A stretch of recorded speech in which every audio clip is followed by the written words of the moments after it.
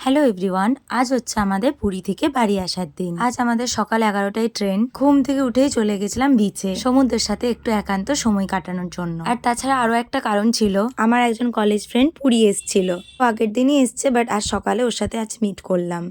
বেশ কিছুক্ষণ ওর সাথে টাইম কাটিয়ে একটু বসলাম সমুদ্রের ধারে। প্রথমেই নিয়েছি ছানা পোড়া, যেটা পুরীর ফেমাস মিষ্টি।